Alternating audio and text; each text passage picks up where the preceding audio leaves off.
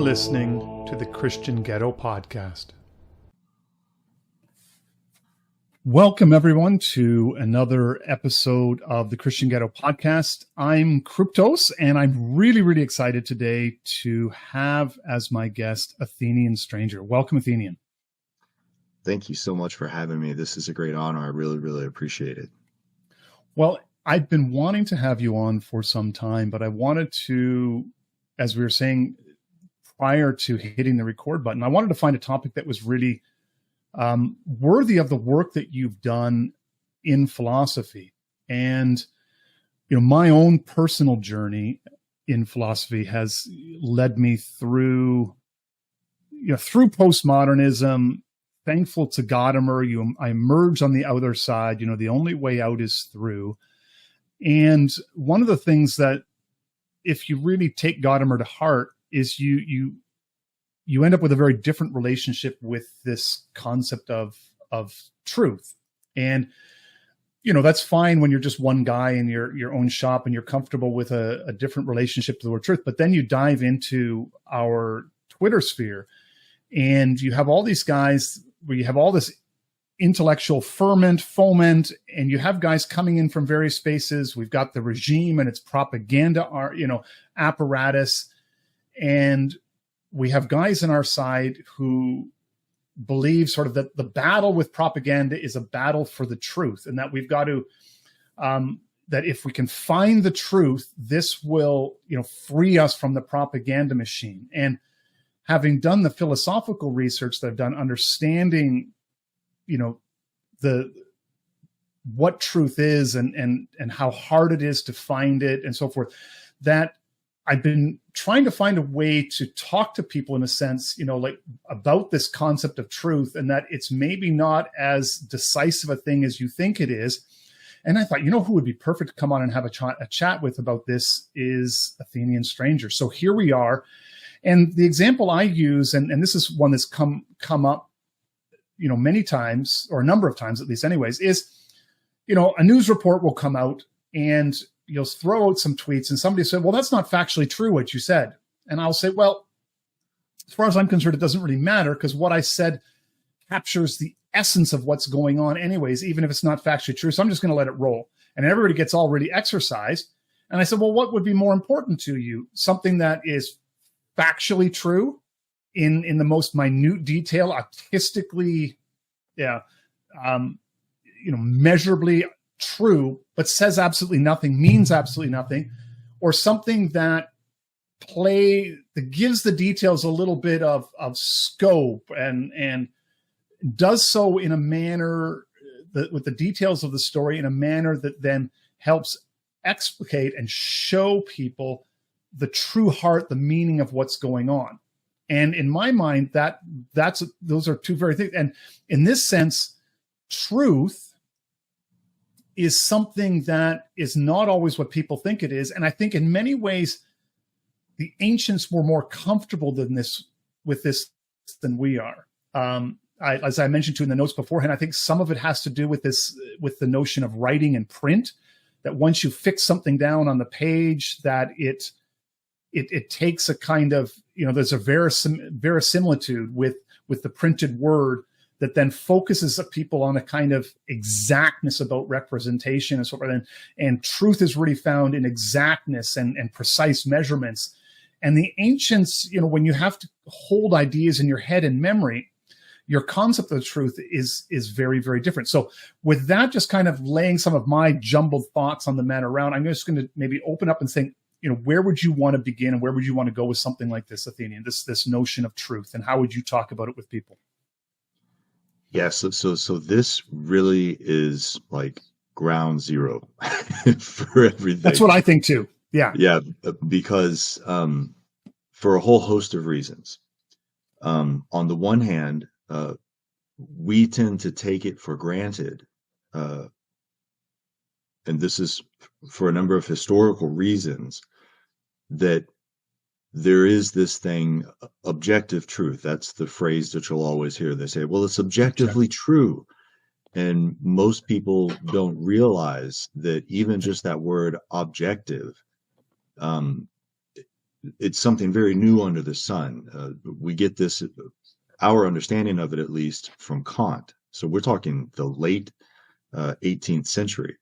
And he had to, in fact, one could even describe the Critique of Pure Reason, where this is his masterpiece, where he's explaining how it is that we simply know anything. One provocative way to describe that entire text is he's having to introduce this new thing of a universal.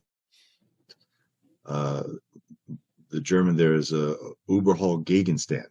In other words, it serves as a variable. So it's already an abstraction, which means that it's already away from the particular. Mm-hmm. And just getting people to realize that itself is almost impossible.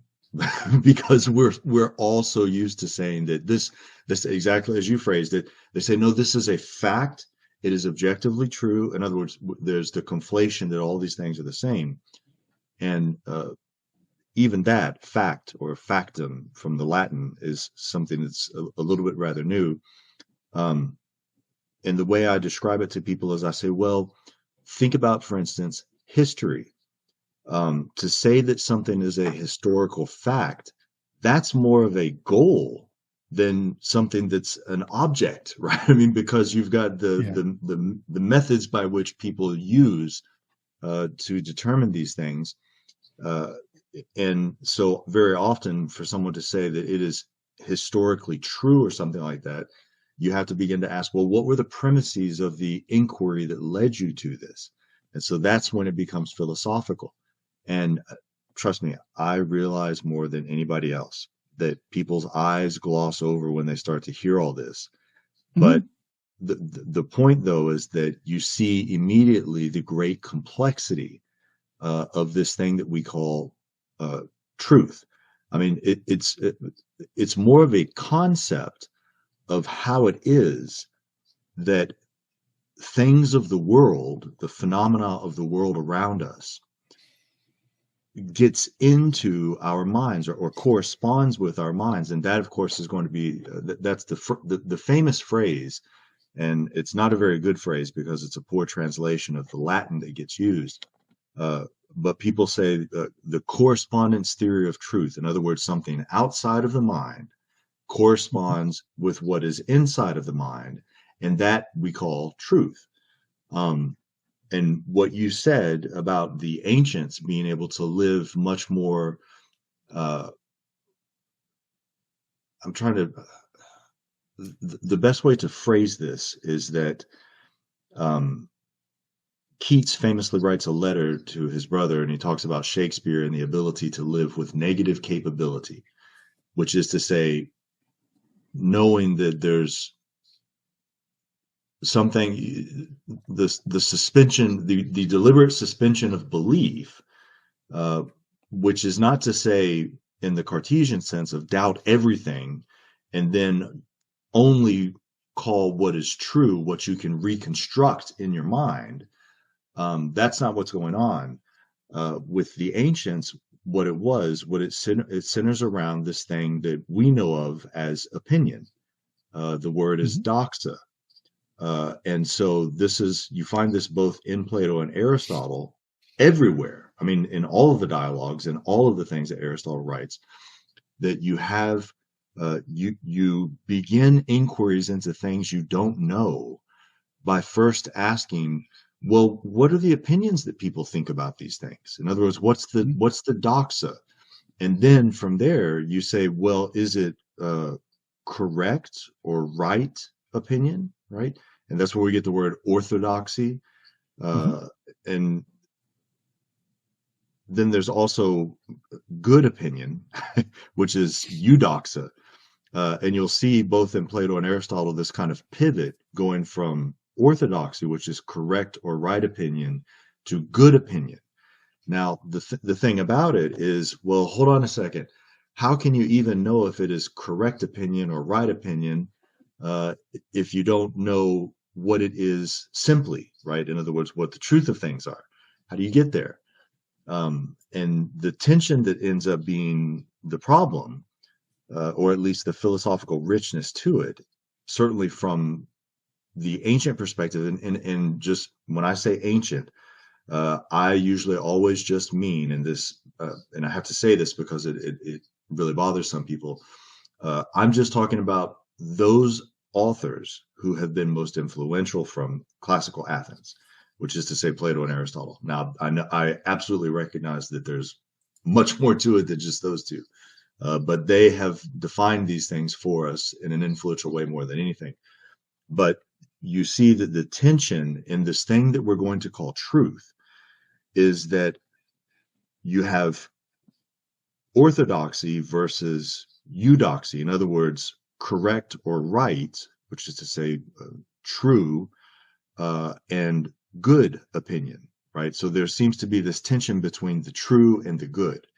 And that's what the pivot always is, as Plato and Aristotle are writing their text and trying to get the reader to realize that you have to begin with opinion, with what is, the way that both of them phrase it is you begin first with what is first for us, and then you work your way towards what is first simply.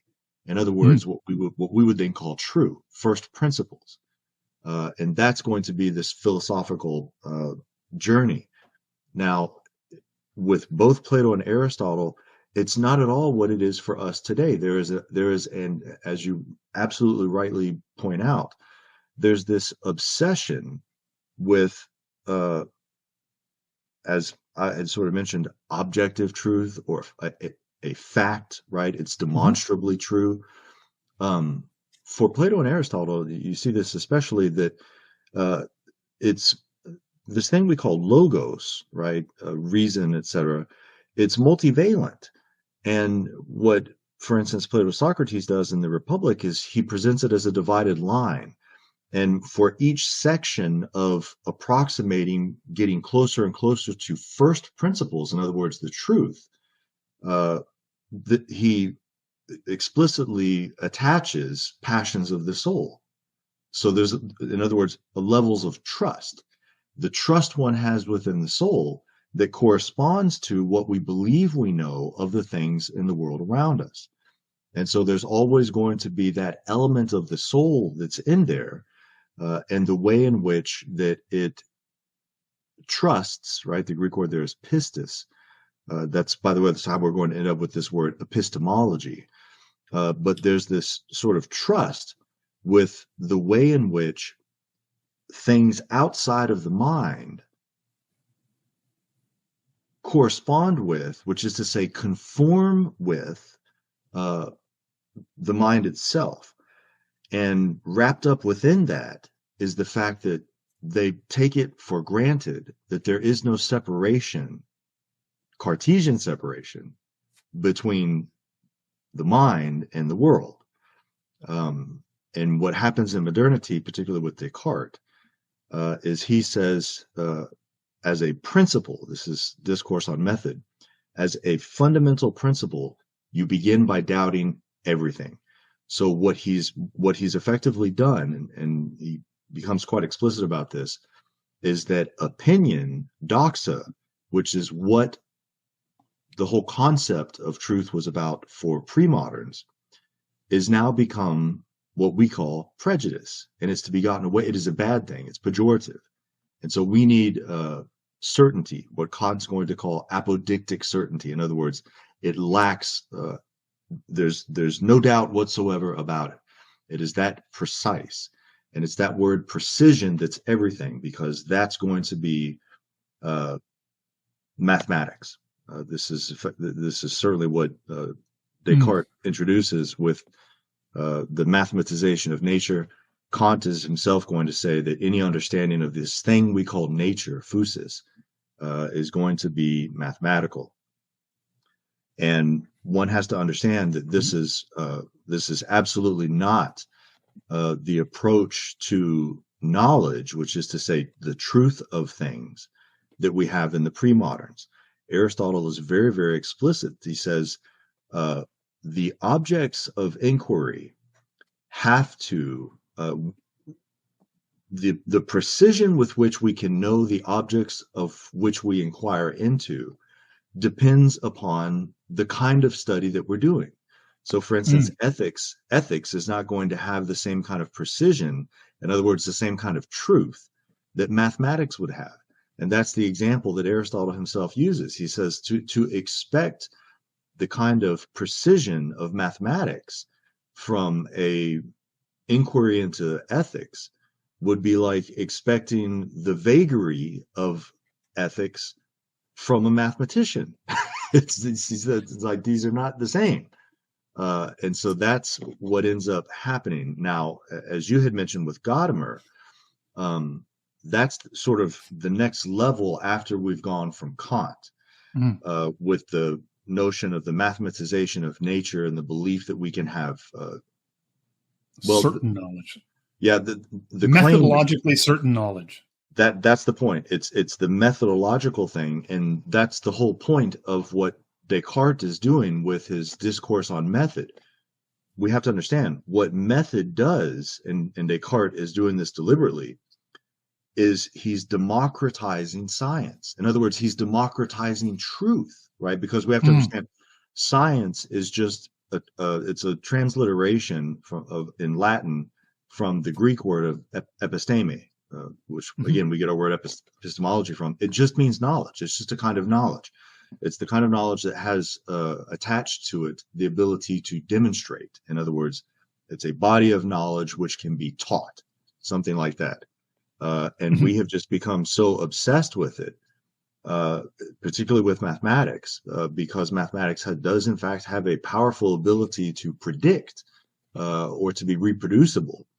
But then that's going to, because of the abstraction that's involved in symbolic numerals, and that's why the Greeks did not have Arabic numerals, because of the abstraction. The question is, you might lose something in the abstraction. Because of that, it's going to lead to a kind of crisis. And that's when we get into the realm of hermeneutics. And that's with Gadamer and many others. I mean, Heidegger explicitly says philosophy is hermeneutical, so-called phenomenology. Now, I know these are all fancy words, but what that simply means is that hermeneutics is how do we get into the phenomena themselves? The famous image is a circle. How can you be within the circle if you're originally out of it? In other words, how can you get into the mind of knowing what the text itself is showing us? And Gadamer does an amazing job of this, and because he invokes the kind of historical analysis and says, this is sort of the famous line in Truth and Method. I'll just read it real quickly. He says, the recognition that all understanding inevitably involves some prejudice gives the hermeneutical problem, and that's the so-called hermeneutical circle, it gives the hermeneutical problem its real thrust. He says, in light of this insight, it appears that now that probably needed to be explained to the listeners, but it says, it appears that historicism... Athenian, you broke up right at the last line there. Oh, yeah, okay.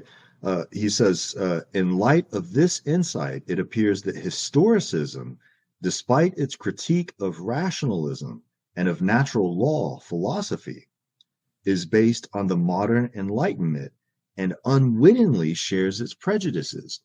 So now that may sound like a bunch of words and theory-selling, but what Gadamer is saying there is that the hermeneutical problem, insofar as it is bound up with this thing known as historicism, which is to say a kind of telos to history itself, that defines philosophy after the kind of breakdown of the belief in reason, he says it's just a product of the Enlightenment. And so there are alternatives. And what are the alternatives? Well, it's everything we've just been talking about with regard to the pre-moderns. And we should add, there are two traditions with regard to truth as such in the Western tradition itself. You have the tradition of logos, right, what we think of as reason. And then you have the tradition that shatters all logos. In other words, Gnosticism, which is to say the recognition that things might not necessarily always have this very rigorous articulation, or we could say precision. There's this kind of flashes of insight. And so that was probably like poking a balloon, right? When you asked me that, and I just went on there. That was probably like poking a water balloon. It's just everything sort of comes out, and it's like, oh my God, I don't even know what the hell that guy talked about. So I recognize that there are a lot of things there's all kinds of moving parts there, but that's effectively, one could say, this problem that we face today with a kind of crisis of what do we mean by knowledge? Because in the absence of a true understanding of what we think, I even used it in my language, of a true understanding, in the absence of certain criteria, all of us become very, very prone to manipulation by propaganda. And I think, and there's a lot of different ways that you can go with it. One is, in a sense, I like the fact that you raised this problem of democratization, in a sense that, if you've got a set of measuring tools, the truth should be available to everybody. This is that kind of idea that the quote unquote, the science will automatically chart for you the path of what then should I do. And that's the saying during COVID, follow the science. And if you understand these issues, there's no way to get to from a kind of that Kantian verisimilitude to what should I do about it, in a kind of democratized way, where the answer to that question of which path should we take becomes entirely obvious to us. And I come at it from, I have a degree in philosophy, but also from, the philosophical and biblical studies. There's an interesting intersection here in one of the stories in Genesis of Abraham going up the mountain. And this is famously an example used by Kierkegaard in I forget which book it is now. But I think it's Fear and Trembling and the Sickness. I think it's Fear and Trembling. Yeah, it's Fear and Trembling. It's Fear and Trembling. Yeah. And so I'm not going to say so much what Kierkegaard says, but he highlights this story as the journey, the crisis of truth, that in a sense, for Kierkegaard, he argues that at a certain point in time, you just have to simply make a leap of faith that you're doing the right thing, and that, truthfully, because most modern English translations obscure what's going on in the Hebrew, because in the Hebrew, this is a passage not about God's provision, but it's a passage about Abraham learning to see. And so it's a passage not about God providing for you after you've been tested, but it's a passage of, in a sense, of how do you gain wisdom? How do you gain sight? So there is the sense that God calls you up the mountain, and it's a mountain of testing. But in the language, God calls out to Abraham, and Abraham says, look at me, here I am, see me, God. So there's a sense of Abraham believes that he's worthy to gain sight. And so he goes up the mountain, and he receives the test, and he goes where God shows him. He goes to the place, and then when his son asks, where's the sac? We have the wood, we have the flint, where's the sacrifice? And Abraham says, God will see to it. So the language is very visionary. And then right at the moment of he's about to kill his son, offer him as a sacrifice, the angel stops him, and then Abraham is again, addressed, and Abraham says, here, look at me, behold, that's that vision term, behold, look at me. And, in a sense, I've been faithful. So there's this sense like, God, you can trust me with wisdom. And so then Abraham proceeds to name the mountain, Adonai Yireh, which means on the mountain of the Lord, there is sight. So he goes up the mountain, he gains sight. So then we see that image again too. Moses goes up the mountain and then meets God, gains sight for the people. Then we have this recapitulated again in the New Testament.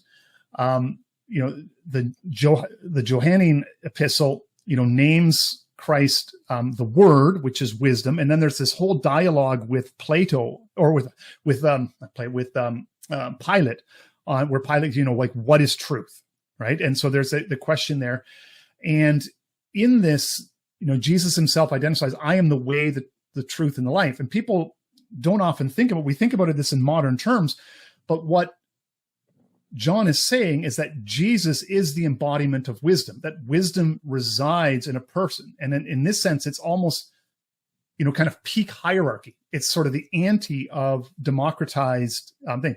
It's not in a sense that truth is in the Bible, but that truth is in Jesus, the person, the embodiment of wisdom.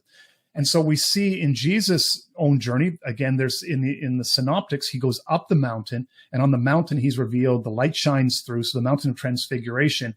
And you have this kind of image of Jesus going up down. So there is this whole image, this stream throughout the scriptures, where in our modern term, we want to impose upon these biblical narratives this sort of verisimilitude approach to history and, historicism and so forth. And we want to see it as exact representations. And the author, they looked at it as wisdom literature. And so you get these pictures in the Psalms where, like Psalm 26, where in 2 verses, he says, do not correct a fool or you'll be, sucked into his folly. And the very next verse says, correct a fool or he'll forever remain in his folly. And there's a sense, where is wisdom found? It's the fear of the Lord is the beginning of wisdom. And so you have this idea that you stand before God on the mountain, you come into the presence of the Lord with fear and trembling. And then in the moment, the right person, the wise man, the one who sees, the seer, will know what the right thing to do is. And so there's this sense, as you were saying, where it's bound up within the person and the wine, and it's a very sort of anti-democratic, like some people can see and they grasp the truth and others do not. And this was for the ancients, they very much understood this, that not everybody can grasp truth. But then you can talk about it with technology, with the proliferation of print, there's this democratizing of knowledge. Now everybody has access to it.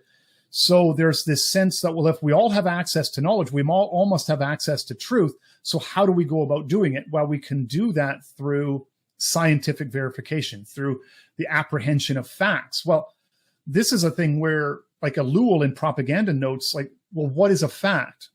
Well, even the idea of a fact, well, so you have all this raw sense data, it comes at you, and you have to fix your attention on something.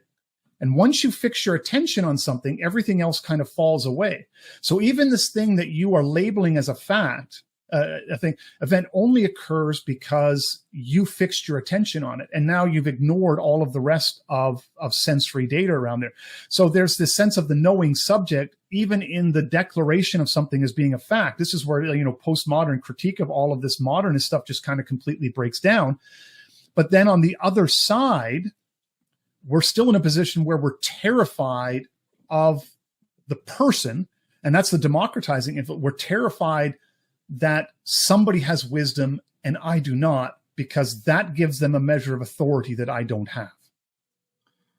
Yeah, just a few points there, because I couldn't agree with you more. First of all, what bothers me the most, and this is what I encounter, and I suspect that this is probably what most people encounter, is that people critique the Bible by saying, what kind of a God would command someone to kill their own son? That's not the way to look at the Bible. No, exactly. It's the wrong question.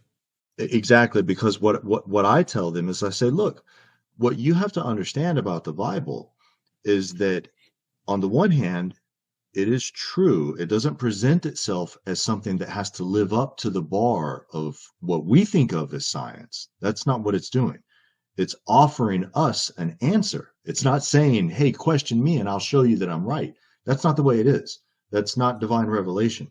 What it is, in fact, is showing us through all these various lives of these people an education process to become worthy of of God, to become Mm. worthy of his love.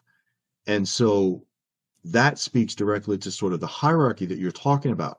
Uh, we will be tested, right, in these various ways, whatever they are, whether it's Job or whether it's Isaac, right, all of these things, or whether it's Jesus himself in the Mhm. mountain.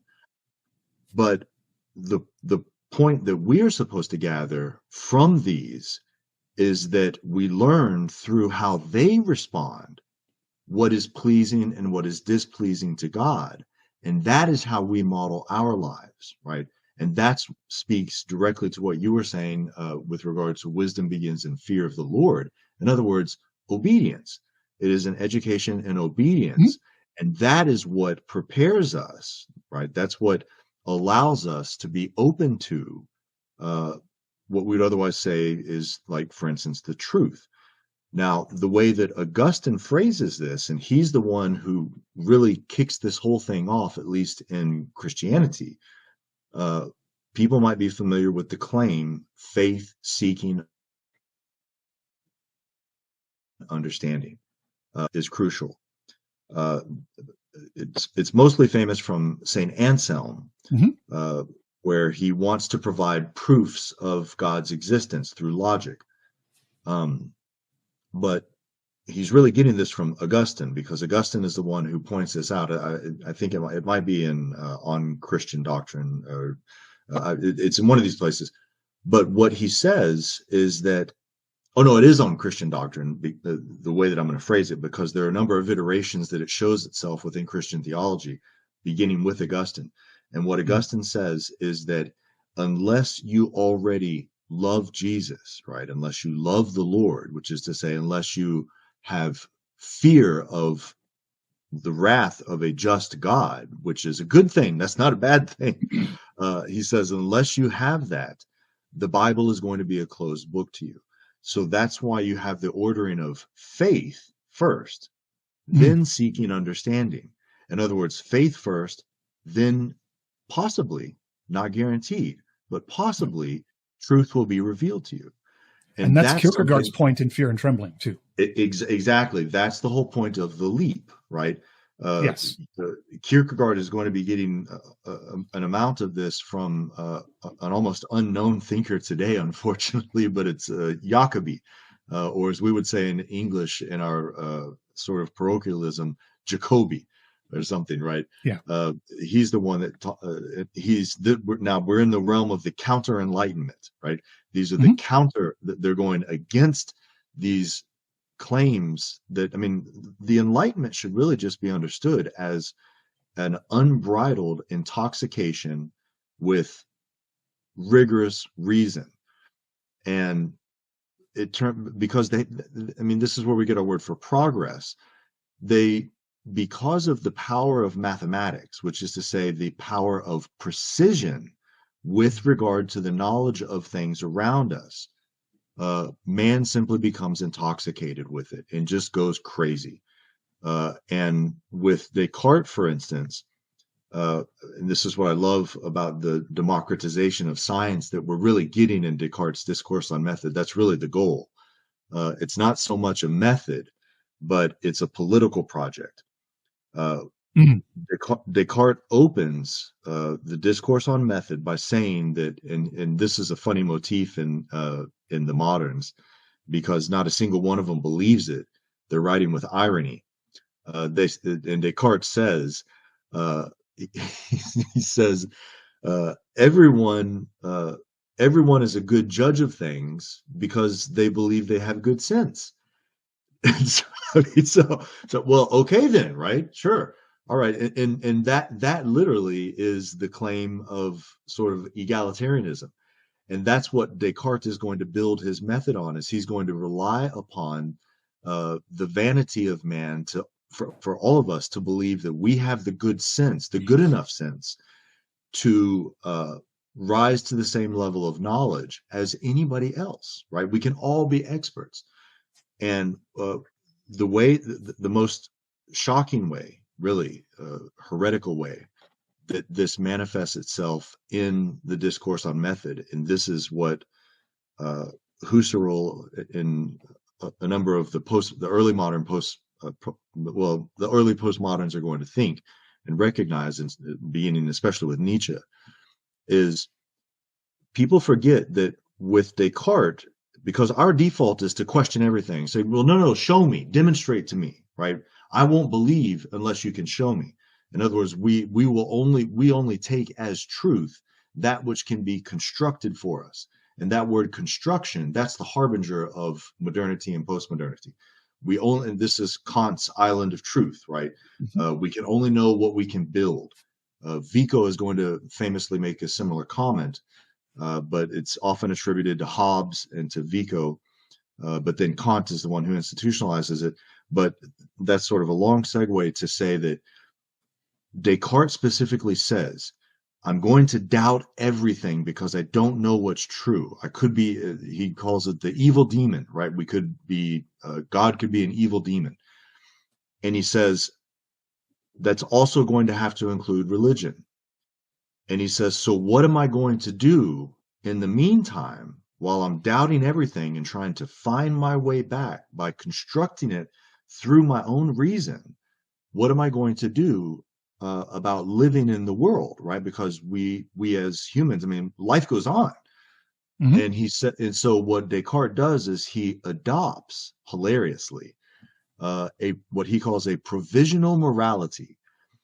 Now let's think about that for a minute. He's literally opened the text by saying that everyone has good sense, but then he has to introduce the method of doubt. And in so doing, he has to have a provisional morality to live by until he can satisfy that doubt. What Descartes is saying, that good sense, common sense for morality is not good enough.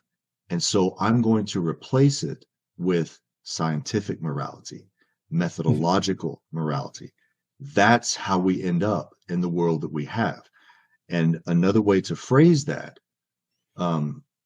because this is really where it's all coming from, is chapter 15 of Machiavelli's Prince. It's there where Machiavelli introduces the famous, and in many ways this also defines the basic premise of science as we understand it, effectual truth. Machiavelli flatly says, it's there in the opening of the text. He says, all philosophers written about these imaginary best things in speech, right? He's talking about Augustine's City of God. He's talking about Plato's Republic. He said, they've all imagined these ideal things. He says, but I'm not going to do that. He said, I'm going to go behind that or go around that. And I'm only going to concern myself with, and he calls it effectual truth. In other words, my Latin is weak, but it's, they always put the adjective before the noun. So it's, or the noun before the adjective. So it's verita effectua, right? Or I might be getting that wrong. Whatever, it's on the fly. But that's the whole point, is that he's no longer concerned with this thing that we call the truth simply. And Aristotle makes an awful lot about that. The Greek word there is horos. In other words, truth simply, meaning that the truth has a valence to it. It's multivalent, right? It's a range of things. Earlier, Machiavelli says, no, let's just throw that all overboard. What is true is just that which gets the job done. And a famous anecdote here, so that people can understand just how revolutionary that has been for our understanding of everything. Thomas Edison used to have promising scientists, when he would interview them, he would give them a problem and see how they did it, see how they solved it. And the most famous one is that he hands this promising scientist a light bulb, and he says, well, not really a light bulb, but it's like because he's sort of the inventor of it, but it's a glass. It's sort of a glass the shape of a light bulb. And he says, how would you find the volume of this? And in mathematics, we have what are called triple integrals. And a triple integral is what provides the volume of a surface. I'm sorry, we call them a manifold, but a solid, right? Like a sphere or something like that. And so this prospective scientist, young guy, comes up with this amazingly good triple integral to find what the volume of this glass is. And Edison looks at the paper and he says, that's interesting. And then he just gets a glass cutter, cuts the glass open, and then measures how much water he can pour into both of them and just adds them together. And he said, that's how we do it. In other words, that's the effectual truth, is that he just is able to experimentally do it. But whether or not that is what we would think of as true, so he's going on the empiricism thing, whether or not that is true, it doesn't matter. It tells us what this quantity volume is. Whereas the other guy, the first place he went was to employ the just enormous infrastructure of mathematical physics. So that's the role of the effectual truth of what gets the job done. And another way to think of that, and this is I guess the punchline to it all, is that the mathematization of nature, which is modernity, right, which is our obsession with science, it abstracts away from things. And in abstracting away from things with these universals that we call symbolic notation, the variables of mathematics, in doing that, have you lost something that's fundamental to the particulars that you're supposed to be even modeling? And so when someone says, this is an electron, and it's just an equation across a math board, it's like, well, no, that's an equation on a math board. Like, what's the actual electron, right? And we would say, well, it doesn't matter, because for all practical intents and purposes, this describes it within very, very specific bounds of accuracy. In other words, precision, exactly what Aristotle has told us that we should not expect in all areas of inquiry. And so that's where we've gone awry, is that people believe, and John Locke famously says that he can provide a morality that is literally, he says this, I mean, it's literally, he says this, he can provide a morality that is as certain as Euclid. And of course, he famously never does it. but that's the intoxication of the Enlightenment, is that everything can be so precise and certain and mathematical. We've lost the human in all of this, right? Where's the human in all of that, right? Because last I checked, the majority of things that we all do in our lives that mean the most to us, they're not rational.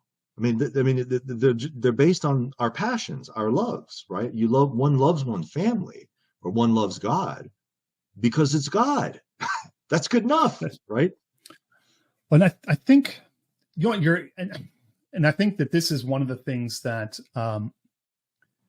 that even with Machiavelli, there's already a breakup of the older idea, the idea that you could separate, what's true from what's effectual true is already, in a sense, there's a kind of perniciousness about the whole process, that if I can set aside this one aspect of truth, then I can justify just doing what's effective, because I can isolate it and contain this one aspect of truth.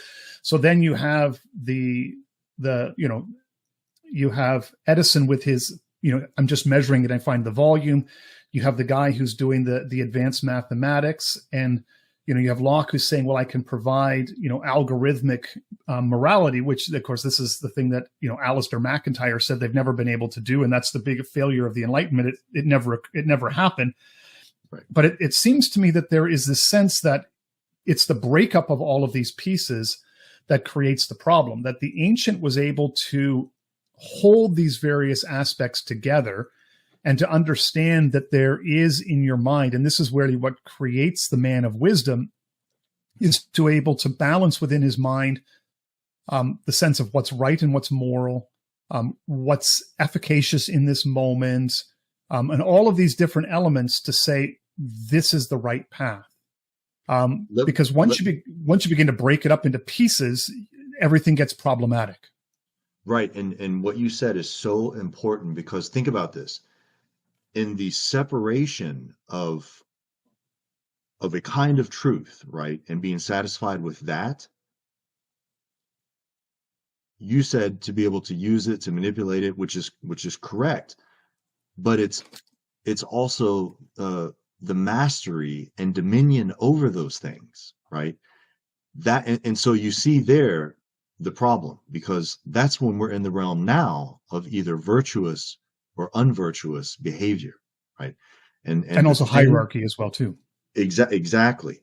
And the thing about, well, our approach to knowledge, and this is what the ancients did in fact understand, and we don't. This is the meaning of the story of Frankenstein, is that we are very, very good at taking things apart. In other words, the method of analysis, which literally means the breaking down into components.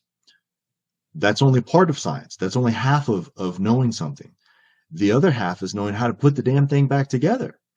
Oh, exactly. We're not into a whole. Exactly. And that is what we still to this very day are horrible at. We are not good. Once we take things apart, we are not good at putting them back together. I mean, we're just not. And again, that's the story of Frankenstein. He creates the monster, and then the monster kills him because he's put it together in such a way that he's just sort of tinkering with these things. But that's in many ways that defines so much of the problems that we are literally in the grip of today. Think about how it is that we are able to break down elementary particles, etc., that provide us with the kind of technology that you and I are able to have this discussion with right now. This is great. But think about what a lot of other people are doing with that technology on the internet, right? I mean, we didn't even have to talk about it, but I mean, everyone knows. And so that's the problem, is that when we break these things down in the process of putting them back together, and precisely because of what you said a second ago, that we have isolated it apart from things, lost track of the hierarchy. Right? Because let's always remember, hierarchy and virtue are they are two sides of the same coin. We lose that. We lose that in the isolation and the sort of the mastery of things like that. And the question is, how do we get that back? Because on the one hand, and this is where I don't want people to see, because a lot of the scientist people will listen to our conversation and they'll say, well, those are just the philosophy nerds, and they just don't get it, because Pandora's box has already been opened, and so we got to keep going. I get that. Look, I completely get that, because if we don't do it, our competitive nations are going to do it. So we don't have a choice. But the question is, we have got to find a way, and what I would say is that the way is the hierarchical way that you're mentioning. We've got to find a way to regain a hierarchy on the process of this science and technology. But no one wants to have that conversation. So, well, they don't, in a sense. And this is part of the problem, in a sense, because it's a power thing, right? Because if guarded knowledge, in a sense, secret knowledge, and this is the thing of gnosis, right? Is that knowledge that's held closely, that I know is true, and that I can act upon it, but can't necessarily put into words, that type of knowledge, if it's valuable, has real power.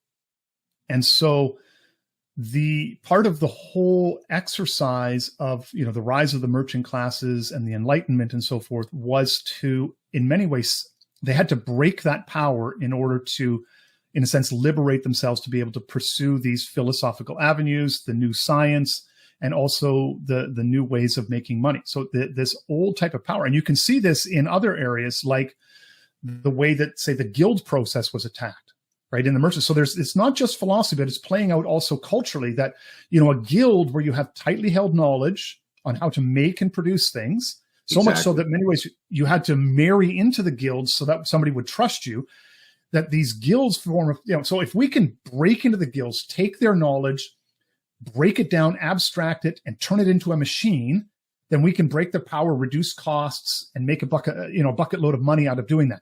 But when you play that out across society and you smash all of those areas of things, so how do you then, you know, and it's funny, we've built this sort of global administrative system on the smashing of this hierarchy, in the sense that all knowledge can be democratized. We can put it all into a policy manual, and then everybody will have access to it. But COVID in many ways exposed this idea that the connection between the scientific method and action there isn't necessarily a connection between understanding how a virus works and then the question of, well, what should we do in the face of the danger of it? And, exactly. You know, so just for that one example, if you take sort of the scientific method on its face, right? So we're going to exclude the question, and this is kind of the thing, we're going to exclude the question of the moral question, which Machiavelli does. We're going to set that aside. So the question of what does it mean? What should we do about it? We're just going to ask the question of how does it work? Okay. And then we're going to stand and we're going to assume that we're an objective observer, which is problematic in itself, but that we observe the virus and we understand how it works and its mechanisms, how it spreads and so forth. And now then somebody says to, well, what do we do about it? Okay. But so now we've set aside this whole question. We've broken it apart and we set this question to the side. So how do we reintegrate that question? Well, then the thing is, well, the science, you know, you follow the science as if it's supposed to just automatically tell us what to do, but it can't, because it's that's the scientific morality. That's the scientific morality that Descartes is. So you nailed it. I mean, you nailed it. Yeah. So in a sense, then, and this is what people say, well, science shouldn't be political. Well, no. In order for it to give you that sense, is that science then has to basically admit that it's essentially a moral and a political enterprise, because it's trying to establish how you should act objectively. Absolutely. And so there is no such, in that sense, either science is just as in the realm, it's amoral. It always just focuses on how things work and how we can turn and harness nature, harness society, the powers in society. It's just simply in how things, but we gather our morality from somewhere else that then tells us whether we should or shouldn't. But inherently, so either it's a purely abstract endeavor, or it really is integrated and it's a political act. And what we're seeing now in the thing is that these things are kind of collapsing and people don't know what to do with it, because we're learning that science is inherently a moral and political act, and that Machiavelli, in a sense, was wrong. That you cannot just simply do things because it works, that the moral question is always there. Right. And you have to acknowledge, and this is one of the things that Ellul tried to acknowledge in his book on violence, is in a sense, okay, let's accept the fact that the world is Machiavellian. You have to make these hard choices, but you can't shy away from the fact that the thing that you're doing is evil. You know, it's just, it may be effective and it may be the quote unquote, the right thing to do in the moment, but it's still evil. And it may be the lesser evil, but it's still an evil act. And you just simply have to acknowledge the fact that, you know, I live in a sinful world, a world where evil exists, and sometimes my choices aren't my own. And so, you know, Machiavelli may have been right. This might be the most effective and the most expedient, and even in the moment, it might be the correct path to take, but it's still an evil path. And this is one thing that I think that really breaks a lot of people in Christian spheres and our modern political science, is that they can't wrap their head around the fact that political expediency has a moral quality. It isn't just simply about doing what's effective. And because we've set that question aside and broken truth up into all these pieces. Exactly. I mean, again, Machiavelli, I mean, because when he introduces effectual truth, he's literally saying, concern myself with these great cities in speech. Well, like I said, what were the great cities in speech? Well, there's Plato's Republic. Well, what's that even about? Well, it's Socrates trying to defend the perfectly just life from the perfectly unjust life. So Machiavelli is saying, I don't care about that. So what's the other cities, right? Well, it's the city of God. This is Augustine's That's city right. of God. And Machiavelli saying, not going to care about that either. So Yep. it's just thrown it all out. And that is really the way to define the Enlightenment, is that the Enlightenment was a deliberate attempt to, and I'm not poo-pooing on the Enlightenment as such, because they were under duress. I mean, there were excesses being made of governance at the cost of people really trying to genuinely just pursue knowledge. And it was, in many cases, it was done through persecution alleged from principles of the Bible, etc. And so what the early moderns were writing under was a kind of duress. And they wanted to try to loosen up that authority. But what one could say is that they were too effective. They loosened up the authority so well that they just abolished it. And it's like no one even takes it seriously anymore. And I mean, I would argue that's that's where we get the real seeds of the kind of nihilism that we have today. Mhm. That's why I once was in almost a debate. I mean, I don't really do debates, but it was a discussion that turned into a kind of debate with this guy from MIT, a researcher from MIT involved in organ transplants and kidneys in particular. And it was about the fact that one should not necessarily pursue science just for the sake of pursuing it, because the scientist can't say that his own science is good or bad. They'll say it's neutral. And that guy, I mean, and he's representative of all of the kind of scientifically oriented people. He had nothing to do with it. He went apoplectic because he said, all I know is that if I don't do my job, somebody somewhere is not going to get a kidney. And my response was, well, that's not necessarily a bad thing if it's not one of your citizens. In other words, bring the political back into it, right? Yeah. Let's not talk, because he was effectively championing something like Doctors Without Borders, globalism, right? And I'm sitting there thinking, no, let's take care of what's at home first, right? And the only way we can take care of what is home first is if we acknowledge what is home, which is to say our citizenry, our politics. And what does it mean to be a citizen? Well, that's going to be everything involved in our virtues, our way of life. And so that is exactly how what you just said, which is so right, is that technology or science, it is not divorced from these things. In fact, it is so bound up with them that people don't see it because it's that bound up with them. It's so right in front of our face that we don't see it. And that's why these scientific people, they just become apoplectic because they think that what they're doing is good. They can't tell you why, but they'll sit there and say, well, if I don't do my job, someone somewhere is going to suffer. Well, okay, how about we just make sure that it's only for our people, right? The other thing, if I don't do it, somebody else somewhere else is going to do it first, and I better be prepared for the consequences of that. So I have to be able to fight against it. This was the whole thing of gain of function research, right? So yeah, exactly. That and the idea is I have to, I've called it the tank problem, right? I have to make tanks because you know how to make tanks, and it's sort of the, basically, if we all know how to annihilate each other through nuclear weapons, if we all have a stash of them, we're just going to play the prisoner's dilemma game and just assume that everybody understands that if we start using it, it's going to be so bad that we won't. And the only thing that stops us is just, and this is the nihilism problem, that the only thing that really stops us is kind of Ragnarok, that we'll annihilate ourselves in that we'll just sort of plunge into a sea of annihilation. And that'll be the end result of the exercise of power, of just total annihilation. And I think in many ways, this is really what a lot of people in our society are beginning to, the alienation in our society, people are beginning to stare this in their face, and they're asking the question of, well, how do we put it back together?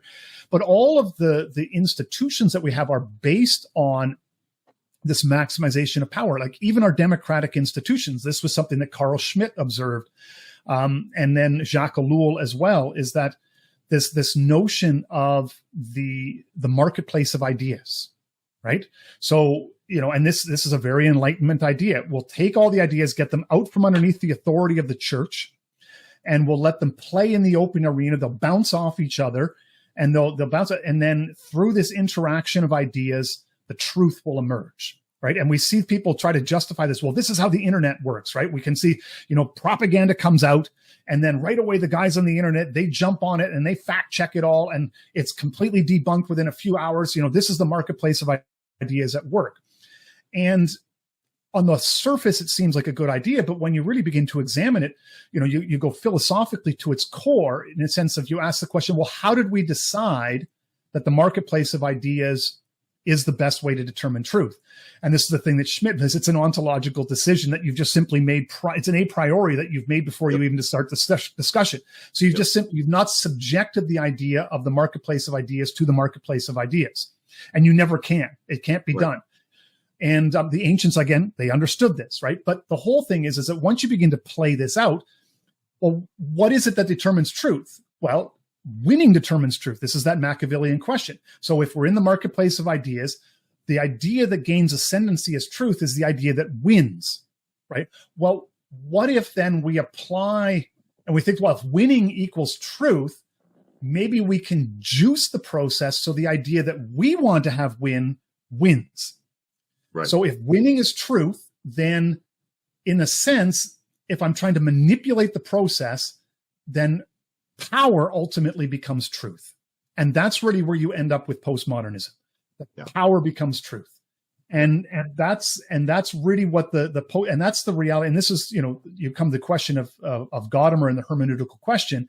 And that is, in a sense, the hermeneutical question. If power equals truth, is there something even there, truth, that we can find? And then this gets exacerbated by the severing that Kant does with the ontological, with the metaphysical, because there was a period of time, and this is what the ancients said, that the truth is out there, and the way that you gain it is you conform yourself to it. So now we talk today in the Jungian sense about archetypes, right? So, okay, you may not be called by God to go up the mountain like Abraham did, but archetypally, your story is similar. You're going to be tested by God, and then you're going to gain a measure of sight. Now, maybe not to the degree that Abraham did, but that is how you're going to gain your sight, by living into the story of Abraham. So you're conforming yourself to the story of Abraham, and you're living into it. And this is the same way to things like the Ten Commandments work.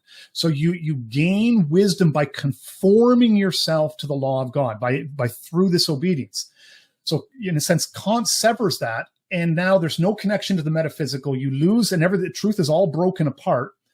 And now, well, then how do we determine truth? Well, in a sense, the world then, if without any metaphysics, becomes dead and inert, then I'm the one who now gives the world meaning. And this is, in a sense, where you get to the postmodern idea that if I approach a text, if I approach anything, I'm the giver of meaning. I'm the one who then has to determine truth. And in this environment, then, I'm imposing truth onto the world. So really, in that sense, truth becomes, how effective can I oppose truth? Because there's nothing really other than my own sense of what I believe to be true. So if I can impose it upon reality, it must be true. And that's kind of the state where we're at.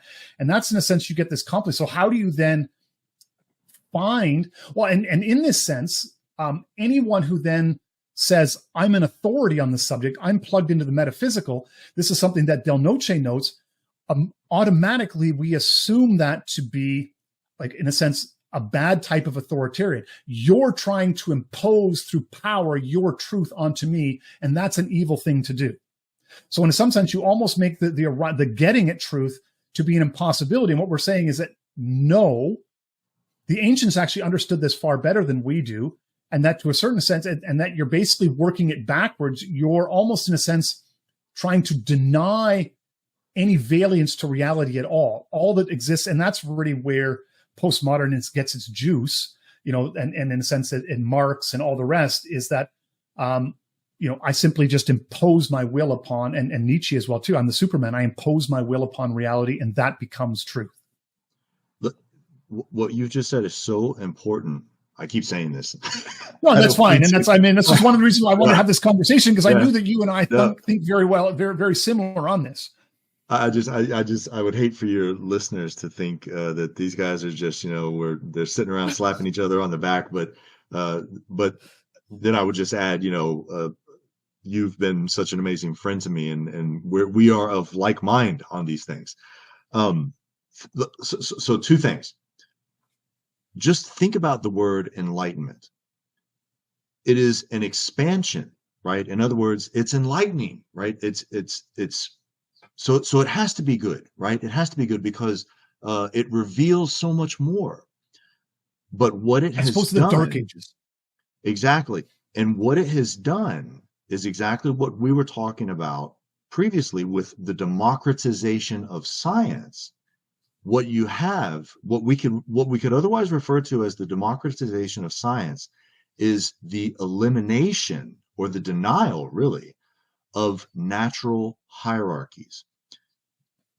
Now, the way that Aristotle talks about this is he says that and this is in the Nicomachean Ethics, and that alone should tell you something because it's in the field of ethics. What he's saying is that if all of the things that man does, including his actions, his techne, his arts, they all seem to aim at some kind of good. So presumably there might be a final good, right? And he says, so how do we go about dealing with these? And he says, it might be the case that of all of the various activities and actions and arts that seek out these kinds of things, in other words, seek out the knowledge of these things, then it would be of incredible importance if there was a supervenient art that monitored the outcome or the processes of all of these things. And he refers to this as an architectonic art. And what's so beautiful about that is he says, and we call that politike, and the I-K-E, the E-K, right, in Greek, that means the art. So it's politics. Politics is to be the supervenient art of all the other arts that are in pursuit of knowledge. Now, why is that so? Well, and this is what Aristotle is extremely explicit about, and I think he is flatly right. He says, if you allow innovation to get you just broke up there for a second, Athenian.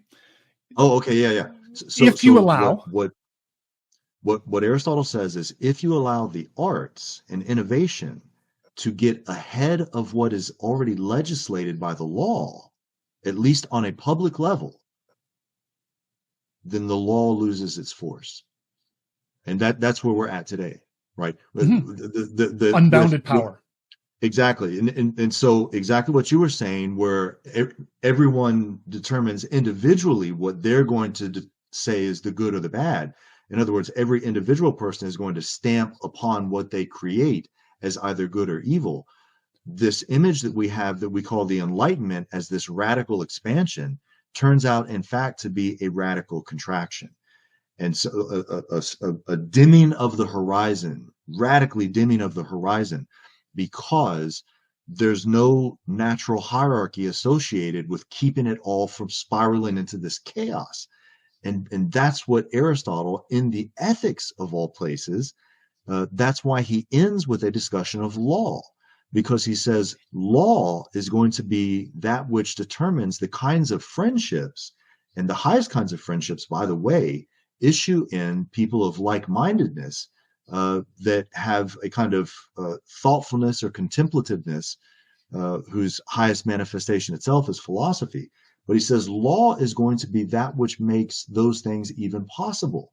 And the reason it makes those things possible is because it is supervenient over all the other arts, because legislation is by nature slow. Innovation, technology, when you allow it, just when you unleash it upon the public, it's exponential. And so law will never be able to catch up with it. And so then, okay, okay, Athenian, that sounds all nice and fancy, but what do you mean by that? Well, what it means is that we have this thing now called OnlyFans that we don't even have laws on the books to say if it's right or wrong. I mean, that's what it is.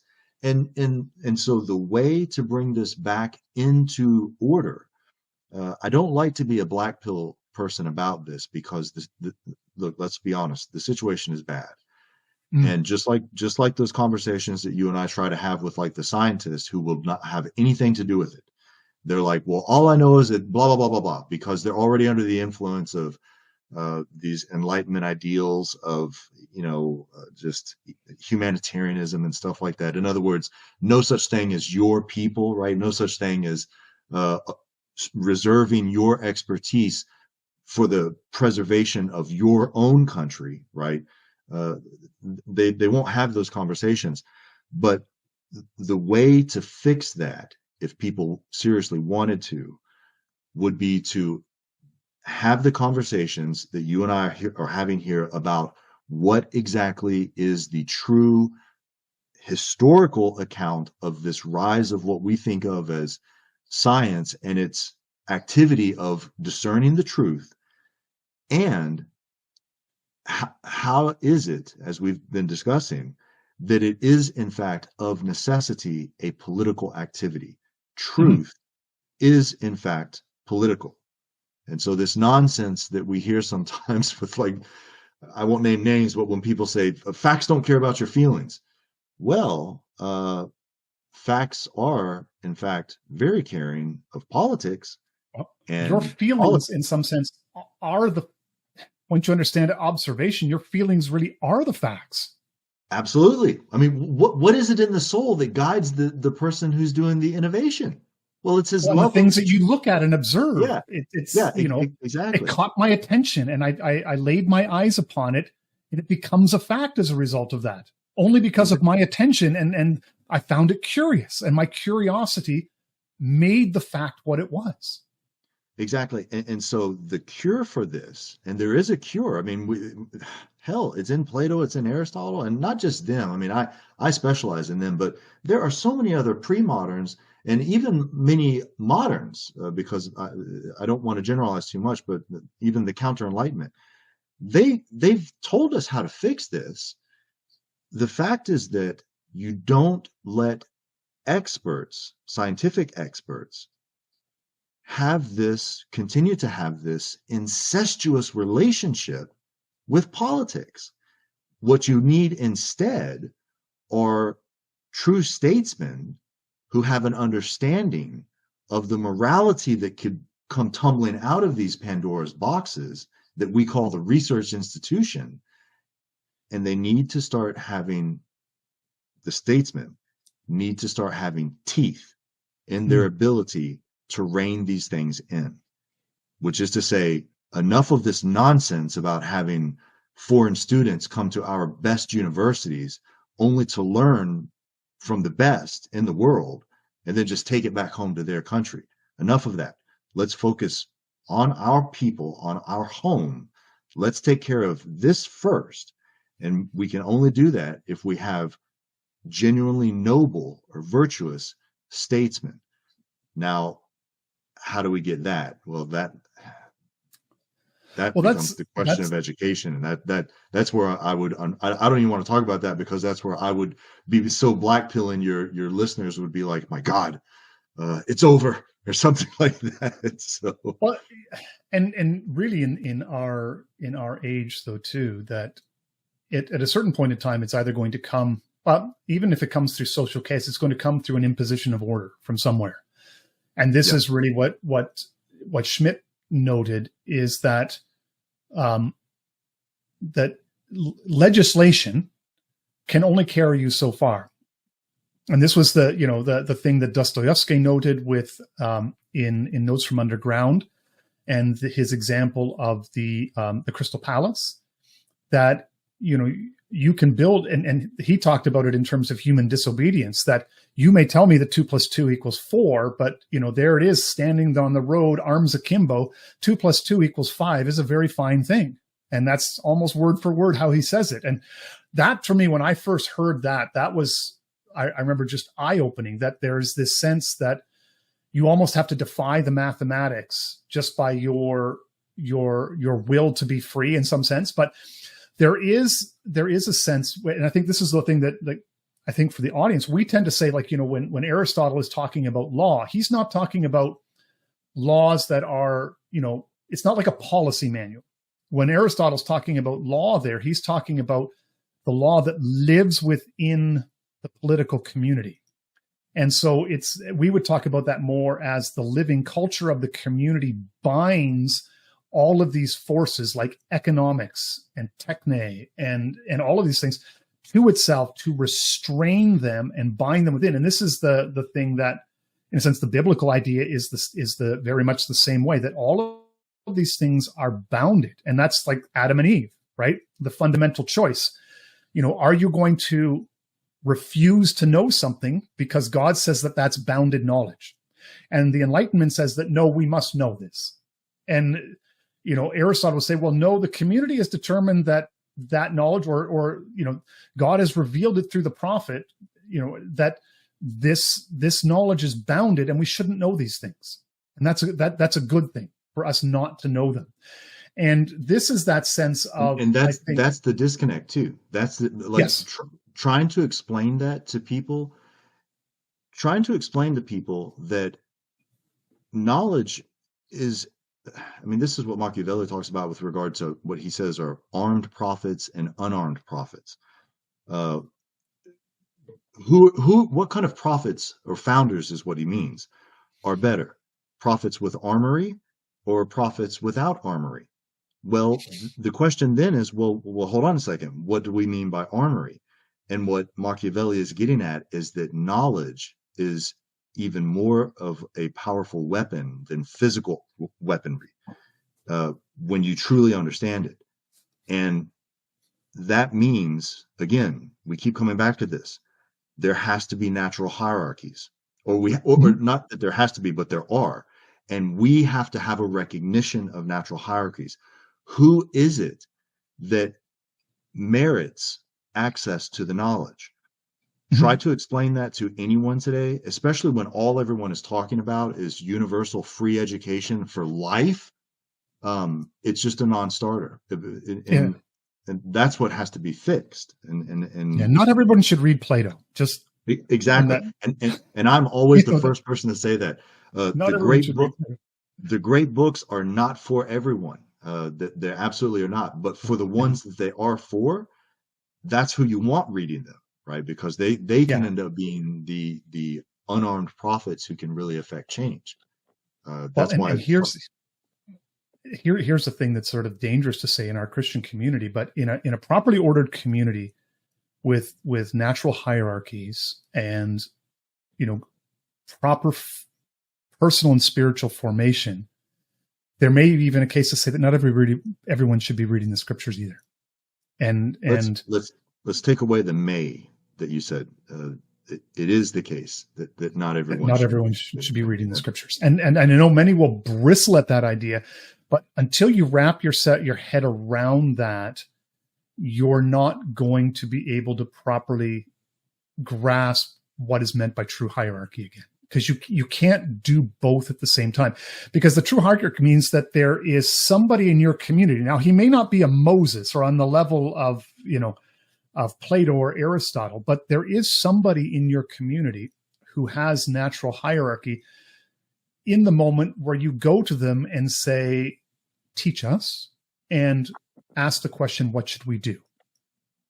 And this person, based upon their grasp, now they may let you down and this may be bad for your people, but peoples that succeed have men of wisdom who are then able to grasp the whole of this truth and are able to balance, even in a world where there's sin and evil, who are able to balance all of these questions of truth and bring them together and grasp them. And that's the thing, I think that a lot of people have a hard thing, is that there is so much more than just simply, quote unquote, getting your facts right and making measurements. And we have in a sense almost lost aspect to that aspect thing because we're terrified of the idea that somebody might have authority over me. Let me just belabor that point, because for guys like you and I, the element of Christianity is the most important. That's right. And I would like to think that everyone listening is of the same mind there. But even if they're not, this is why it is so important.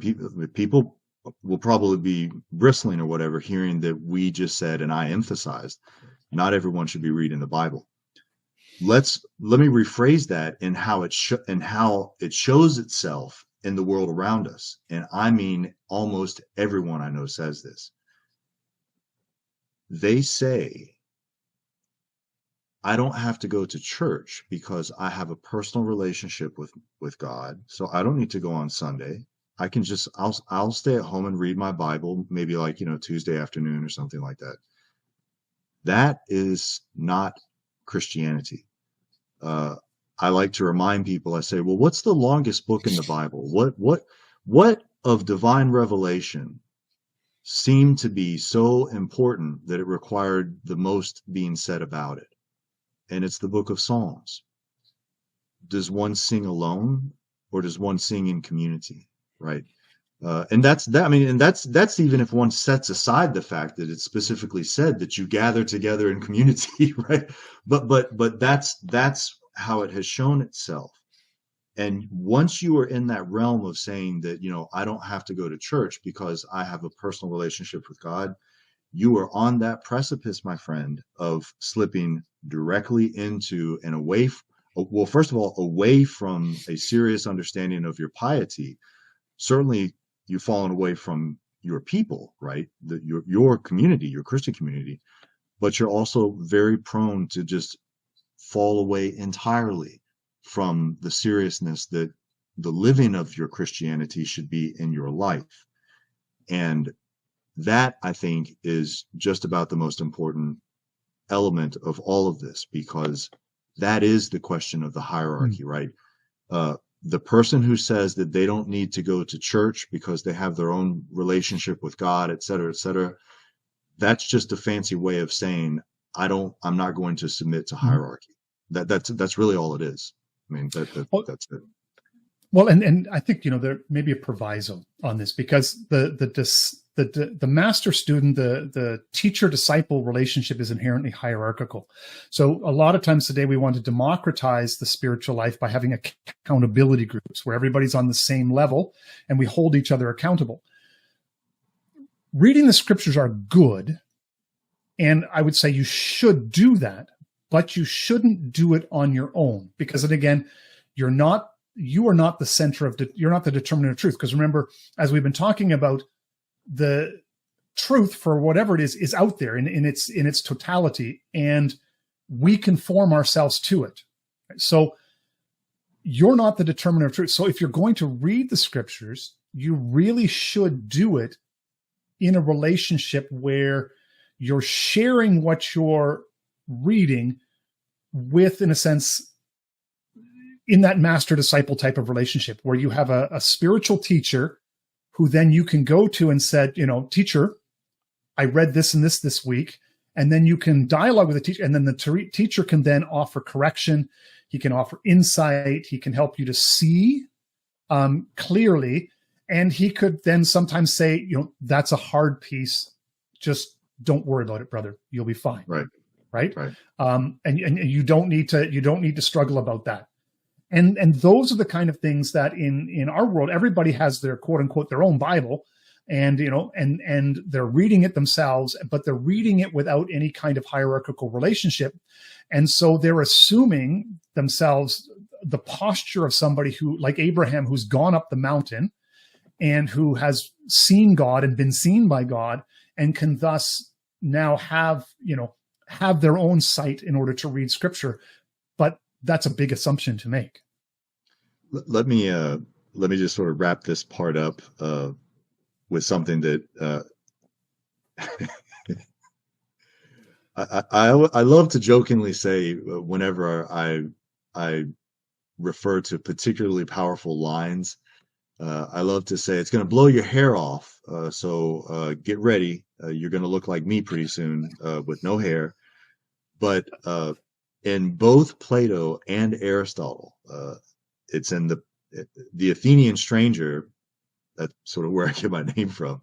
And in the longest dialogue, the Laws, flatly says this, and then Aristotle in the Nicomachean Ethics repeats it. And it's hilarious, but it should be understood as funny because it's so true. We recognize how it can go so wrong. The Athenian stranger says, as a law, right, in Plato's longest dialogue, those without mind should not be allowed to pray. Wow. Because and he says it's because they don't know what to pray for. They pray for the wrong things. And Aristotle repeats it in the Nicomachean Ethics, and he says he frames it in terms of fathers and sons. He says a proper father would not want his son praying without some kind of supervision, because the son would possibly pray for things that the father would not want him to have. And that's always and everywhere the danger of the youth. Wow. Yes. Yeah, because the thing about wisdom, and like we're saying, truth, people today think that if they've learned, or if they've mastered it in a book, then they know it. Like, I know this, like, I'm an expert. Well, hold on a second. There's a very powerful element of life experience that goes together with wisdom. You cannot say that you have true wisdom, and this is Socrates' argument and Aristotle's, that logos, speech, and deed, action, always have to go together. In other words, to know the good is to do the good, period. What happens is and young people are prone to this because it's just in our nature. It's just in the nature of young people because they've got that, and it's a good thing. It's not a bad thing because they've still got that fire. They want to be a part of something. It's the erotic longing to make a difference. They haven't had the life experience to know that what they think they know is in fact something that's practical or should be done on a large scale, right? And that, in many respects, is the problem of education. That's why education is such a powerful role in both Plato and Aristotle, because you have to educate the eros, the longing in the soul of man, so that, and this is what Aristotle says in the Nicomachean Ethics, the good person, the decent person, fashions their desires, their longings in accord with reason. Now, he uses logos there, but I want to emphasize this is not hyper-rationality, because what he's saying is that the soul is itself a unity of the passions, and he's explicit. That's the largest part of the soul. And he says mind, or nous, and that's from which logos manifests itself. He says mind or nous, that's just a smaller part, but it should be the authoritative part. And so if you can get that smaller part that can have prudence and wisdom to be able to fashion your desires, then you will long for what is correct. And so even in the discussion of the very soul of man in Aristotle's book on the ethics, you have that natural hierarchy, the hierarchy in the soul of what should be ruling and what should be ruled. And they are to be interwoven together so that they form a kind of unity. And we don't have that today. That's ultimately for the people who deny the hierarchies, or to deny that there are natural hierarchies. If you follow that out, that's what you're going to end up with, is saying that no, there's no hierarchy in the soul. My passions can let me live whatever my best life is, right? I hate that phrase. He's just living his best life. In other words, he's just following his passions. If it works, it works. That's where we get that stupid phrase, it is. Well, no, it's either good or evil, or it's right or wrong. That's what things are. So yeah. Anyway, I just wanted to add that, because I think that is such a powerful statement, because that goes to show just how well Aristotle and Plato, in other words, the anti-Enlightenment people, we could say, understood the role of natural hierarchies with regard to the most important thing, the divine. If you are so opposed to natural hierarchies that you're going to do it on your own, you're going to read the Bible on your own, you're going to study it on your own without the guidance of others, to think that you'll be able to understand it all, you could very well mess it all up. And what could happen is that what you think is your reasoning is fashioning your desires towards exactly what they should not be aiming towards. And that's the great danger. That's where we end up with these liberal theologians. But anyway, it's good. It's again, I completely agree. Right. But no, we have to also understand, I think too, that when Aristotle's using a term like reason in these types of situations, he's not using it in this kind of modern, with the kind of modern mathematical precision that we do, sort of, abstract music. Exactly. For him, it's very akin to being able to grasp the truth of the meaning of the world that's out there, in both what in the sensible world, what I can see with my eyes, touch, taste, that sort of thing, but also that which has to be intuitive, that lies out of sight, that and that is sensed more than it is apprehended. But that all comes together, and as you say, you can't really do that on your own. And this is from a Christian perspective. We recognize that there's a spiritual battle. So we are in a spiritual war where there is an enemy who is quite literally trying to deceive you and to take possession of your mind and to control it and to manipulate it. So not having a teacher there, so you can say, I had this insight today, teacher. I saw this out in the created world. I had this insight. I was out on my walk today and it just struck me. What do you think? And the teacher can look at it and his experience, because again, age, wisdom, and so forth. The teacher may sense like, son, I think something is wrong there, that, I think you maybe need to let that thought go. This does not sound like it's in harmony with the created order, with the archetypes, with the way that the world was woven. And I think that this is the enemy maybe putting a plant in your mind. And you may think to yourself, but it seems so good. And then he can walk you through that whole process of, it seems so good and it seems so right and it felt good in the moment. And he's like, no, son. But you could also have the opportunity where you see something out there and you bring it to your teacher, and the teacher says, you're right. Wow. I've been waiting for you to have this insight for a long time. I'm so glad that you've kind of crossed over and you've deepened your understanding, kind of welcome to the other side.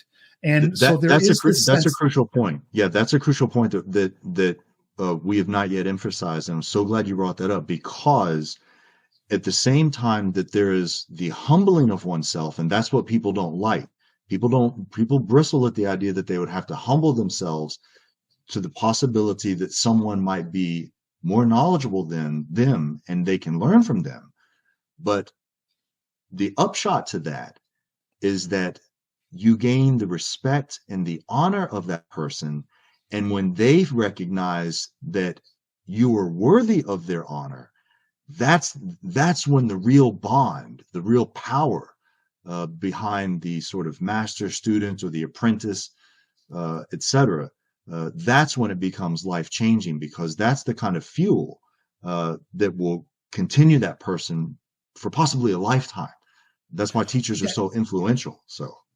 And that's the sense of like, when the student arrives at that point, they can be declared, somebody and this is the thing of transitions and these marking points. Your teacher says that you're ready to teach someone else now. And you're like, and that's when the sort of fear and trembling sort of washes over you. Like, Yeah. I can do this and this is the sense of really what Jesus is talking about. And this is one of the things that I realized along the way in reading the Gospels. You said, you look at what Jesus is doing, is he's doing this process with his disciples. He's teaching them to have faith. The whole process of like, well, you feed them, Master, if it's you, tell me to come to you. And it tells Peter, and Peter climbs out of the boat and walks on the water. Right. And as soon as he takes his eyes off the teacher, that's when he begins to lose sight of the truth of reality.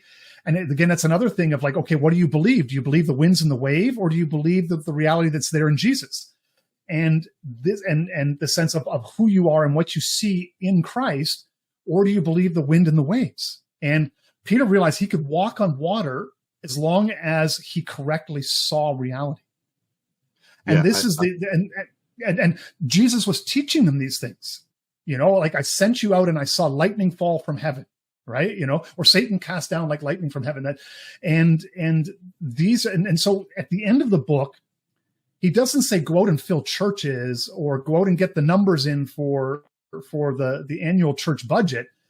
He basically says, you guys go out and, remember what I did this last 3 years? You're ready. Now you go out and do that with other people. And somewhere along the way, we've lost that process and we've tried to replace it with democratized learning, rationalized knowledge, systems, and training, which is not the same thing as discipleship. And so that's what I was just going to say, is like that what I had phrased it in terms of student and teacher or apprenticeship, discipleship. That is the key. People need people need to seriously ask themselves, look around the world that we have right now and the things that we're praising as being good, and ask yourself, can we even have something like discipleship under those conditions? And that I think is just about the most powerful way to understand so much of what is wrong with what people think is good with regard to our various institutions, et cetera. Is they have to allow for discipleship. They have to. Well, and this is the thing that is, gives people in our society the hives, is that you have to be able to recognize that someone else will have power over your spiritual life. And this is a good thing, because they have earned authority. And that's the kind of, in our society, we believe that system can be a substitute for earned authority, and this is where like you mentioned, the crisis at the end of the High Middle Ages, all of the authorities were corrupt. And so, you had all of this new knowledge that was burgeoning, and they wanted the shackles of this corrupt system thrown off so they could pursue learning. But what they really needed was, in a sense, was rightly ordered shackles within which to pursue knowledge. And they, in a sense, in pride, sort of threw that off, and we've been dealing with the consequences of that ever since. Yeah, and just in sort of in my own life, and I think people could get a good understanding of how deeply what we're talking about applies to everyone's life. The proper kind of authority, or the proper kind of chains on you, are what make you better. And what I have in mind here is my adventures at the gym. I can't just, go to the gym randomly, do whatever I want, eat whatever I want. No, I mean, I have to impose a kind of very rigorous order on me just for that to be successful. And those, we could say, are the proper chains. And so if we know that that's true with regard to fitness, why would we possibly believe that it is not also similarly true in some kind of way with regard to our own spiritual life, or just the betterment of ourselves in every other area? It's baffling that people would not realize that, but I think it's always worth repeating. Well, and the same thing in a sense, like, okay, you believe that you have to find yourself and establish your own truth. Well, how are you going to do that without limits? if there's no boundaries, no limits, no things, you could literally be anything. And I guess people have tried to say, well, I can be anything, and I can make it so. But people also get lost and they collapse within that. And then they just simply accept the propaganda because it's easier. Or they go play video games, or they start using, fentanyl, because that's kind of, and so in many ways, a real community that the teacher-disciple relationship, it gives you something to push against. So you have resistance. And so there's a tug and a pull. And that resistance allows you to establish a sense of boundaries. And that boundary allows you to establish a sense of self and identity. And you begin to say, this is me because I'm not him. And the only way to establish me as not him is to do it in relationship with him. Yep. And that you can't become a sense of self without somebody else alongside you against whom to rub against and bumps against. You can't establish that boundary and integrity. And I know that's a very masculine, like Walter Ong, a very masculine way of putting it. I think women think about it somewhat differently. But for a man, you can't become a man without having boundaries and established boundaries, without pushing against another man. And in that regard, I think that this master-disciple relationship, in a sense, it's almost like you can't grow spiritually without having somebody along your way in your life being a mentor, a master, and a teacher. Or maybe you can, but it becomes a much more difficult and fraught process. And that's why discipleship is so hard. Yeah, and I would just add that what you put so well right there is at the core of why Aristotle in the Ethics has such a long discussion about friendship. Yes, you've mentioned this before. Yeah. The true friend, think about what that means. The true friend is a second self. And Aristotle is very clear to say, he speaks throughout of the so-called eye of the soul.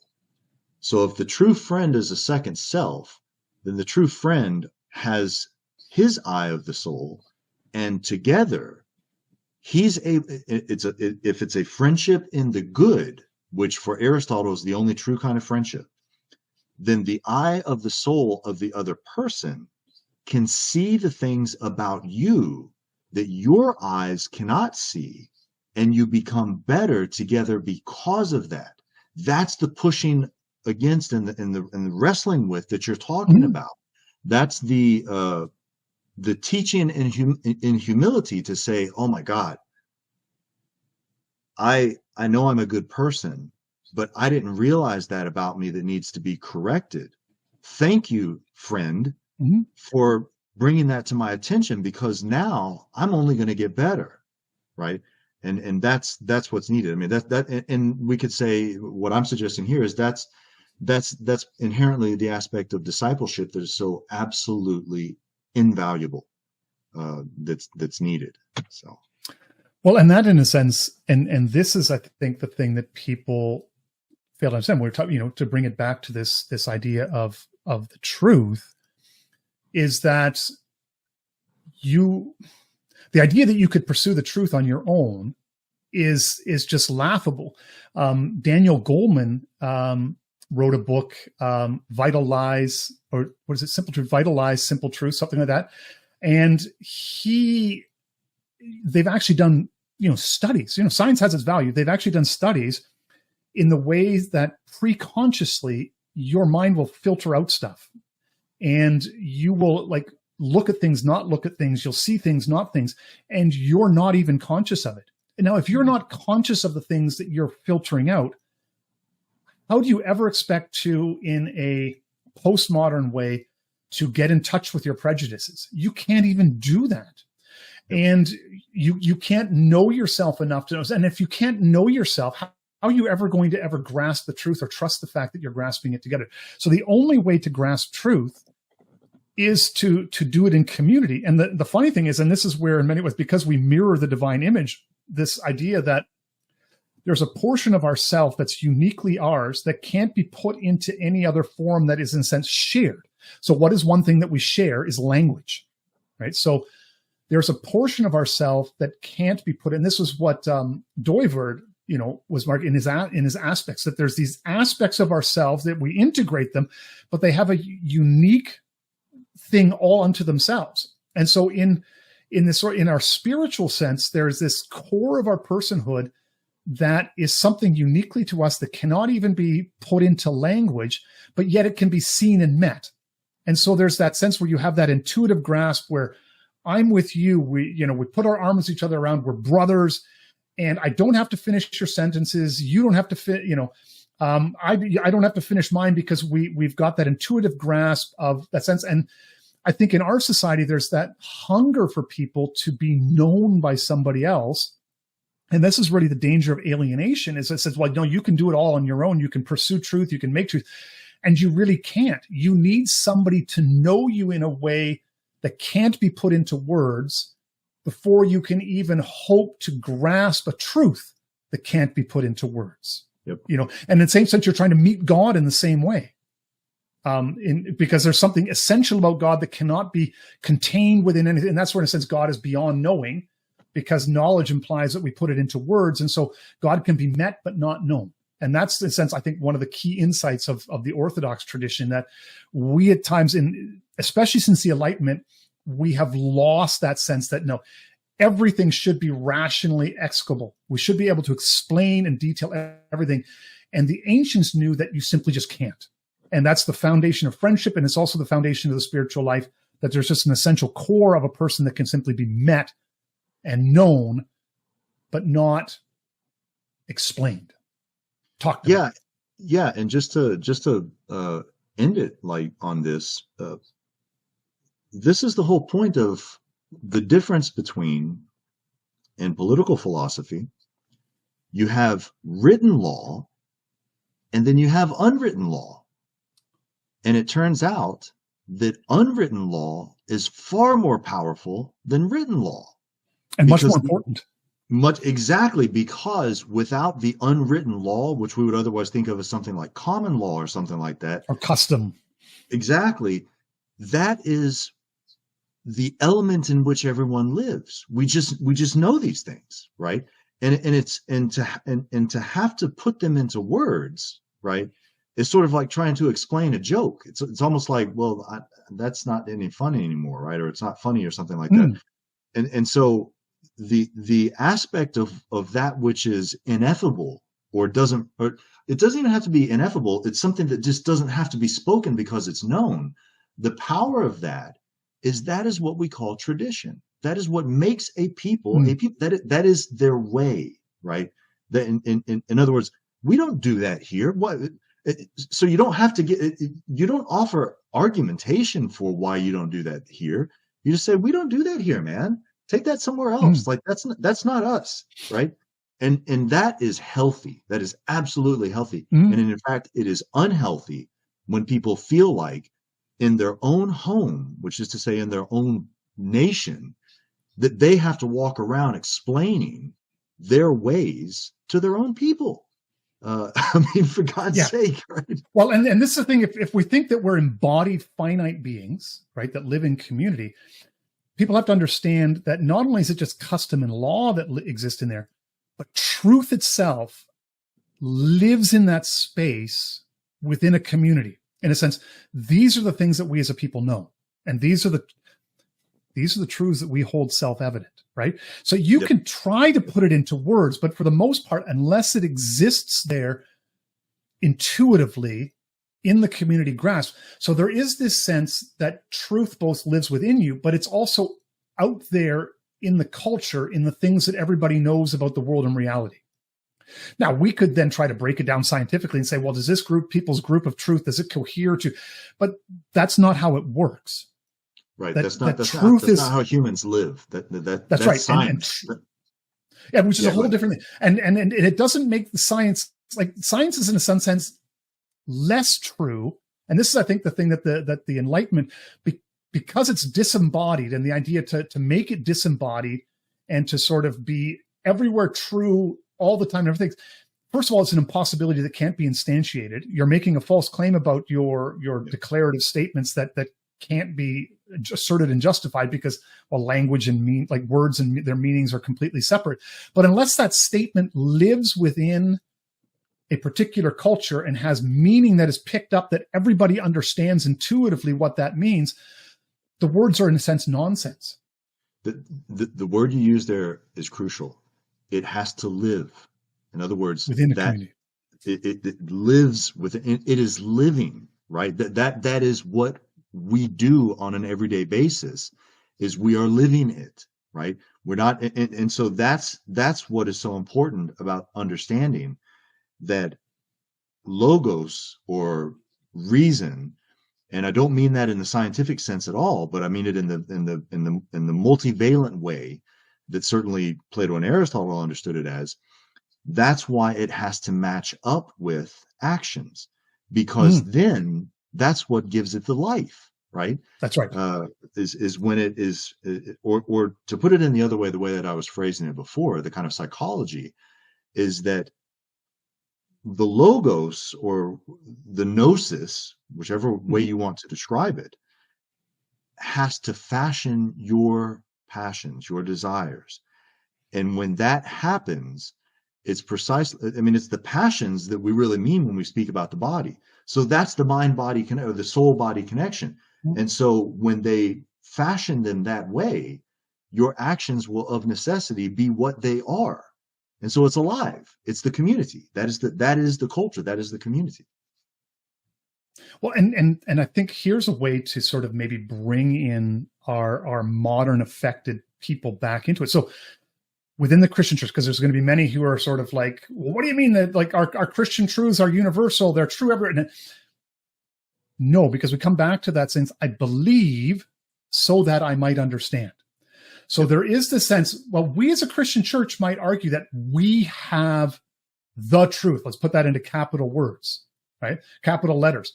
But that truth is not universal in the sense that unless you believe, unless you step into the community, unless you're bouncing against other Christians, unless you're accepting the discipleship relationship and you've learned the way of the church where these truths live, outside of that context, they may disagree, they mean anything. Now, within that context, we know that this is the way that the world works. But these truths of the Christian faith only live, only have meaning, only have truth once you believe and you've entered into that community and its discipleship relationship, and that you've embraced the spirit of the truth that lives unspoken within the community of believers. Because that's what gives it its energy and its life.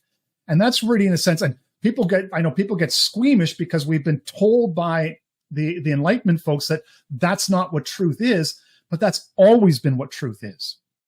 And I would add, just to, and I know you know this because you're the one that said it, that brings us full circle to what you were talking about earlier with regard to the Bible, the stories in the Bible itself. And I don't mean stories in a pejorative sense. The fact that one goes up the mountain, for instance, and it's like, see me, right? See me. I have now earned or merited or done what is necessary, if it's to be the case that you, God, right, are going to share the understanding with me, right? That's just another way of phrasing it, I think, of how important that is and how important it is to understand the Bible that way. I think that could go so far. Yes. in Yeah, correcting. exactly. Yeah. You can only read this here in this community. Like, you can't do this and go out on your own. And you can try and give it a valiant effort, and you might get close. But the only way you're really going to find its meaning is in the community where those truths live. Yep. Yeah. We should, because we're up here almost an hour and 53 minutes, Athenian. We should probably wrap this up. I'm living the meme today because I have not eaten breakfast, because I woke up and I was like, I got to talk to Cryptos. So I know exactly. And that's fine. And I'm thinking I got to have lunch because I got to take my daughter to the orthodontist. So there we go. So anyways, I don't want to go. Yeah. No, go ahead, please. I was going to say, anyways, before we go, maybe just tell the audience, I mean, you're probably more well-known than I am, but where can people find your stuff? Because I know you do a lot of talking and explaining and teaching in various places on the internet.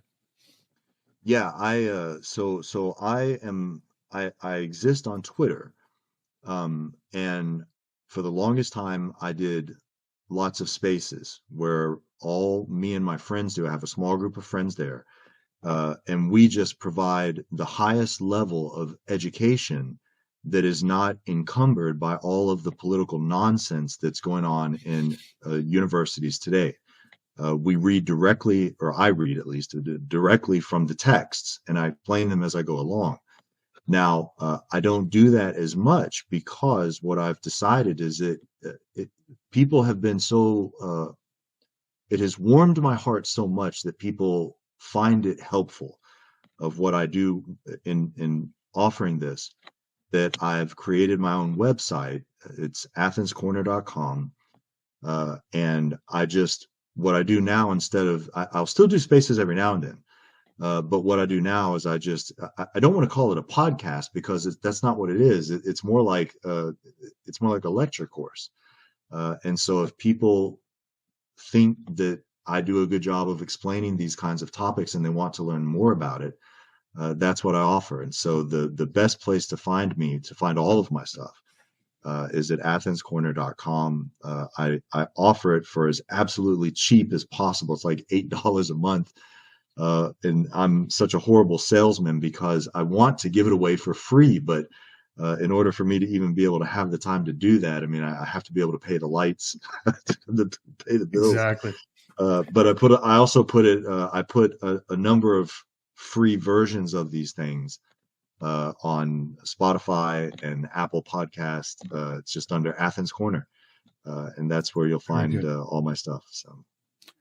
Well, thank you for coming on, Athenian. I really, really enjoyed this, and hopefully we find another topic that we can get together and that's worth spending a couple of hours just chatting about truth. There we go, eh?